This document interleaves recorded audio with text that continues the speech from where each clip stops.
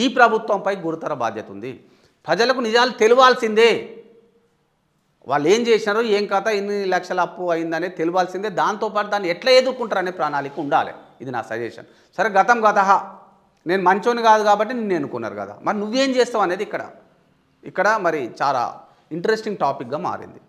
ఎవరమైనా ఏం చేసినాం, నమితిరా సిద్ధాంతం ఏమో చేసిండంటే వెనకడికి అట్లా ఉండొద్దు అంటున్నాను నేను.